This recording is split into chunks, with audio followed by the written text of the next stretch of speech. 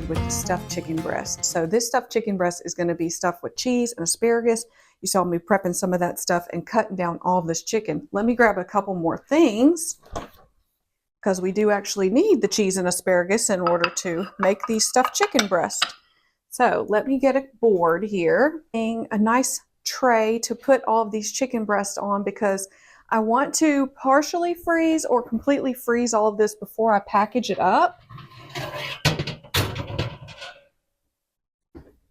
I've been keeping so much stuff in my lower oven there. I need a little bit of seasoning for this chicken breast, and I think I'm going to use like Tony's. Oh, where are you? There it is. This is like Creole seasoning. It's what we use for just about everything here. So, and it's really good on this chicken. I have all the ingredients here for this stuffed chicken breast. I'm going to fully season the chicken breast first, and I'm not sure if I'll have enough bacon exactly to do all of these, but even if they're all seasoned with the Tonys, it'll be fine because what we'll do with the leftover is just bread them up like breaded chicken. So I'm going to show you exactly how all this comes together, but basically what I'm trying to do here today is meal prep some things. Number one, things that I can throw into the freezer and store there. Number two, things that I can individually take out because it is just Alan and I for the most part. I can pack them up either in individual like dinner portions of 2 or whatever it is that I need to pack up for individual dinners, or I could package them totally separately, one at a time. I can just take out exactly how many I need, and I'll show you how I do that. We're going to start with this stuffed chicken, and what inspired this for me was a grocery store sells these already stuffed. I have ones that are stuffed with asparagus and cheese like I'm going to do here today, but they also have ones, oh gosh, what was the other ones? I think they do jalapeno and cheddar, stuff like that. For the farmer's market, I used to sell chicken that was stuffed. For that chicken, I did rice dressing, which is basically like dirty rice, and I wrapped it in bacon. So it would have sausage, dirty rice inside, and then no cheese or anything, but I would just wrap it in bacon then, sell it as individual breasts. And people really loved that because there's nothing better than getting something that's basically done for you. All you have to do is put it in the oven, you know, or put it in the air fryer, whatever you like. So I'm going to roll these up like this. I'll do all of the stuffing and rolling, and then I'll go back and wrap them in bacon after that. Well, I'm going to do 4 and make sure that I have enough bacon here for 4. And then I'll proceed from there because I'm scared I'm going to run out of bacon. I think the bacon is a product of shrinkflation at this point because that's basically the smallest package of bacon I've ever seen. So that is so annoying. I think it was 12-ounce package. I guess I just assumed that I was getting a pound of bacon like I normally would. No, the package now for the bacon is 12 ounces. So you see this piece of chicken is a little bit ripped here on the top. That doesn't matter because you're going to wrap this whole thing in bacon anyway. So don't be too worried about that being a problem for you. So I'm just going to put it here on the pan. It will all hold together once it's wrapped with the bacon. So don't be scared if everything is looking a little weird right now. I'm putting about 3 or 4 asparagus in here. Now mine are very skinny today, so that's why I'm using 4 for some. But if you have much bigger ones, I would probably just use 2.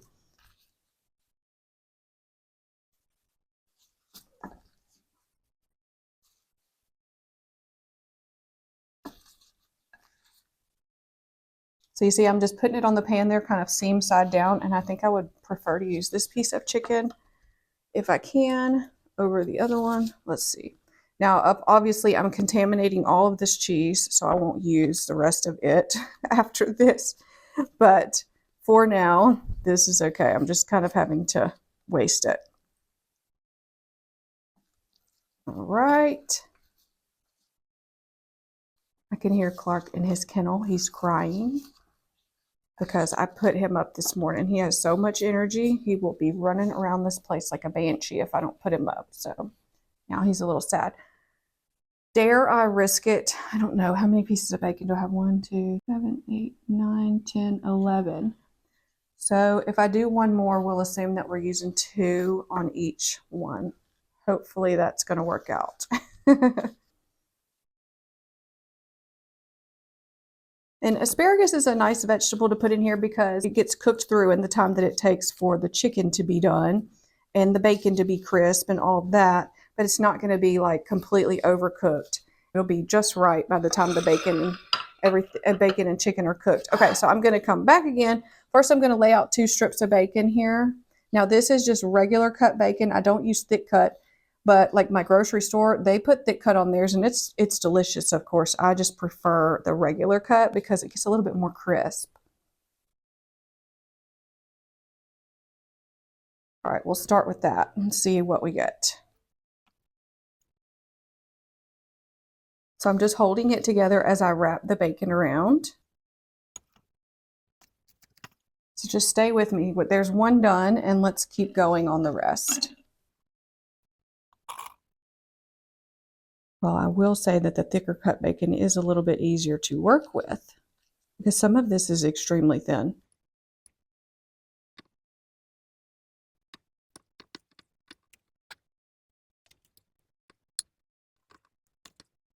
So my goal for these things that I'm going to show you today is to have some convenience items. So I'm thinking things like what you would find in your grocery store. Maybe they're in the freezer section, those bags of chicken that you take out and you pop them in the oven when you don't have time on busy nights. Trader Joe's especially has a good bit of things like this that are sort of like marinated, ready to go. They just like, it's like a vacuum sealed package of marinated chicken. So they have spatchcock chicken that's marinated like lemon pepper or something similar to that. So I was thinking in terms of that type of convenience item because who doesn't like that? It gives you a direction to go with your dinner and you don't really have to think about it too much. You just throw some sides with it, which is typically what I prefer to do. And then you go with it. So I think I am going to add this last little half piece on the end here. The side dishes for me for dinner are not the hard part. It's always like kind of what is the rest of, what is the main thing that we're going to eat? And we really prefer to do mostly just some sort of a meat and then some either vegetable sides or a salad. That's typically what we are eating on most nights. Since it is just the 2 of us, it's really difficult to cook up a big pan of a casserole or something. It's not hard to do that, but it's hard to go through that when you're just 2 people. Like when you have a family, you can make up a big casserole and that's what you want to do because you want to stretch meat. You know, you want to stretch that 1 pound of beef into a big dish. Well, for us, it's like, okay, how can I break this 1 pound of meat down into a couple of nights? Because it is just the 2 of us. Okay, I think I'm going to have just the right amount of bacon here. Well, so 12 ounces is enough for me to do 5 of these. If I had my preference, I probably would have more and I wouldn't have to be as sparing, but that's okay. At least we made it through the 5. Of course, you can definitely make this in a much bigger batch. I would have preferred that myself because you don't want to go through the trouble of doing something like this and only come out with like a couple of items. That's the whole point of doing a batch cooking, is that you set yourself up to have, you know, a good bit of whatever it is you're making. These are all wrapped. They're all stuffed. So you see, I just put them onto a plain cookie sheet here, and I'm going to put them into the freezer just like this. You don't have to cover them or anything because this is not their permanent storage. This is just to get them partially frozen so that they hold together really, really well. And then we can ultimately package them up so that you can take them out individually or in 1 or 2s and then cook them up. So I'll show you that here in just a minute. First, I'm going to clean this mess up and then I'll show you what we're up to next. So these are going to the freezer. Okay, we're on to round 2. And I made this teriyaki sauce earlier, as you saw, and it's been in the refrigerator cooling. And now it's nice and thick, which is exactly what I wanted, because what we're going to do is essentially glaze these chicken thighs. Whoops, my board is moving around. These are just regular boneless, skinless chicken thighs. And what I did when I started this morning was put these on a cookie sheet and put them into the freezer. So they're about partially frozen at this point, which is exactly where you want them. What we want is this marinade and glaze to really coat these chicken thighs. So I'm just going to turn them in this sauce just like this. And I'm going to go right back onto this pan with them. where this will really kind of harden up and freeze onto these. So it is so perfect. It really coats this so well.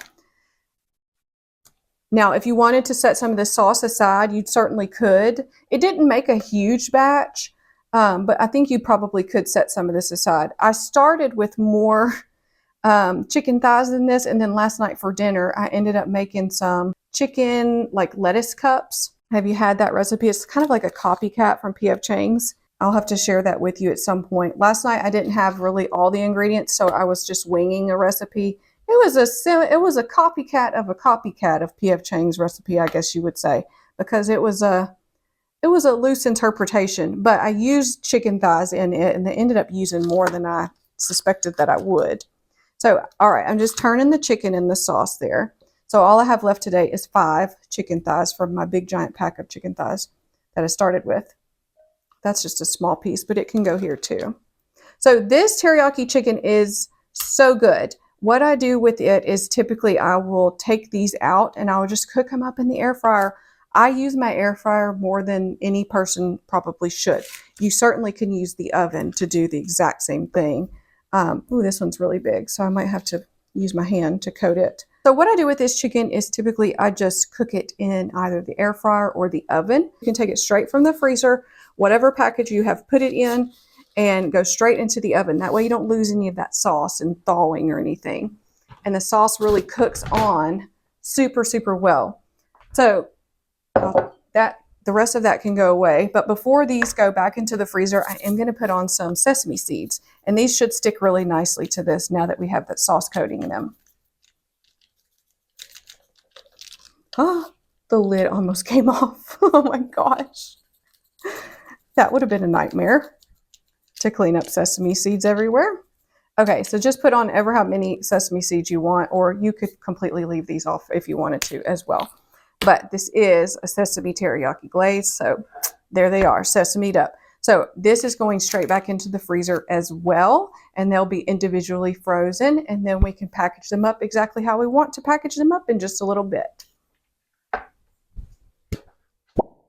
Well, this is where my microphone pooped out for the day, so I'm just going to go ahead and tell you exactly what I'm doing here. What we're moving on to is some breaded chicken cutlets. These are so easy, and they're such a great option to have in your freezer at all points in time.